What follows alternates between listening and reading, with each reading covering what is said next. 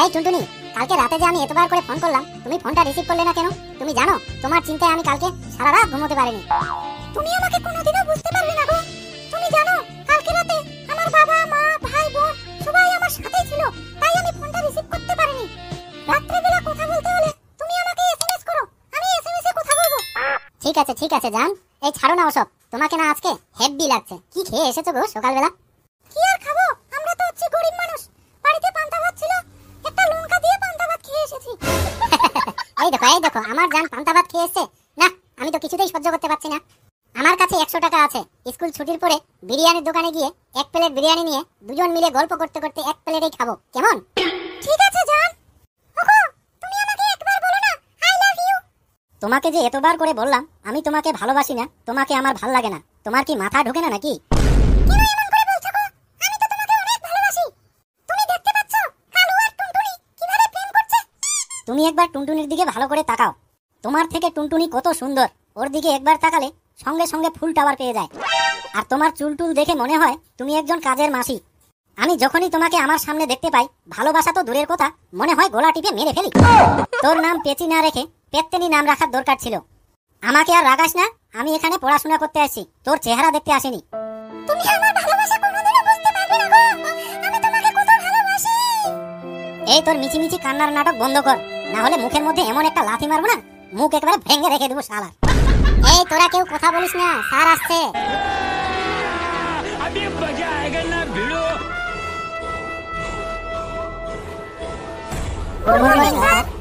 ঠিক আছে, তোরা সবাই পড়া করে এসেছিস তো? স্যার আমি তো পড়া করেই এসেছি, আপনি যেখান থেকেই পড়া ধরেন না কেন, বলে আমি একবারে ফাটিয়ে দেব। তা বলো তো, তুমি কি কোনোদিনও হোটেলের খাবার খেয়েছো? ভেবেছিলাম পড়া করে এসেছি আর আমাকে ধরবে না। এ তো দেখছি খাল কেটে কুমির আনলাম। না, মান সম্মানের ব্যাপার, উত্তর তো আমাকে দিতেই হবে।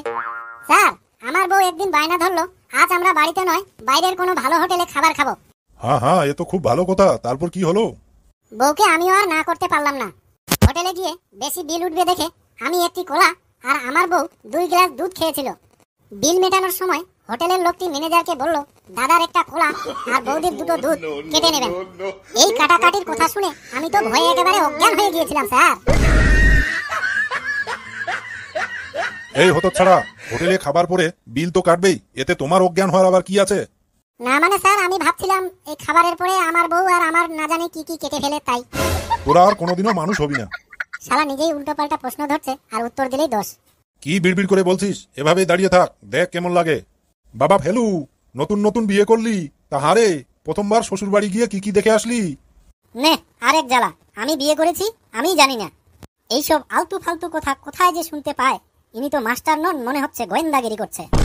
আমিও ছেড়ে দেওয়ার পাটি না, উত্তর তো অবশ্যই দেব। কি হলো রে, বল কি দেখে আসলি? স্যার, নতুন জামাই বলে কথা, প্রথম দিন গিয়েই এত খাবার দিয়েছে যে আমি এতগুলো খেতেই পারছিলাম না। তা তো খাবার দেবেই, জামাই বলে যে কথা। কথাটা পুরোপুরি না শুনেই মাঝখানে টোকা মেরে দিল, এই জন্যই একে ভাল লাগে না আমার। তারপর কি হলো রে শুনি? মাছ, মাংস, পোলাও, বিভিন্ন ধরনের ফল, দই, মিষ্টি, আরো অনেক কিছু। বাপের জন্মেও এরকম আদরের খাবার খাইনি, আমিও গোলা অবধি খেয়ে নিয়েছি। তারপরে ভাবলাম একটু গ্রামটা ঘুরে আসি, ভালো হজমও হবে, এদিকে গ্রাম দেখা হয়ে যাবে, এসে না হয় আরেকবার খাবো গোলা অবধি। বেশ, সে তো খুব ভালো কথা। গ্রাম ঘুরতে গিয়ে রাস্তায় দেখে এক ছেলেকে জিজ্ঞাসা করলাম, ভাই এখানে টাইম পাস করার মতো কিছু নেই? শালা আমাকে বলছে সেরকম কিছু নেই, তবে হ্যাঁ একটাই টাইম পাস করার মতো ছিল, সেটা তো আপনি বিয়ে করে নিয়ে গেছেন। ওর ভাগ্যটা খুবই ভালো, শালা দৌড়ে পালালো, না হলে ওর ঠ্যাং ভেঙে দিতাম আমি। তোরা আর মানুষ হবি না, সারা জীবন তোদের ভবিষ্যৎ অন্ধকারে ডুবে থাক। বললেও দোষ, না বললেও দোষ। এই পেচি, এবার তুই বলতো বিবাহিত জীবন সম্পর্কে কি জানো, তাই বলো। স্যার, বিবাহিত জীবন হলো কারেন্টের তারের মতো, যদি দুটো তারে ঠিকঠাক কানেকশন হয় তাহলে সারা জীবন আলো জ্বলবে, আর ভুল কানেকশন হলে ফিউজ উড়ে গিয়ে সারা জীবনের জন্য অন্ধকার হয়ে যাবে। স্যার, মুখটা বন্ধ করেন, না হলে মাছি ঢুকে যাবে তো। দেখ, তোরা আমাকে রাগাস না কিন্তু। হ্যাঁ, কিরে টুনটুনি, তোকে সেদিন হাসপাতালে দেখলাম, কারো কিছু হয়েছে নাকি? এই টুনটুনি, তুই বলে দে, সেদিনের ঘটনা আমার মনে নেই, বাকিটা তুই আমার উপর ছেড়ে দে, কি করে উত্তর দিতে হয় আমার জানা আছে। স্যার, সেদিন যে আমি কি কারণে গিয়েছিলাম আমার তো ঠিক মনে পড়ছে না স্যার।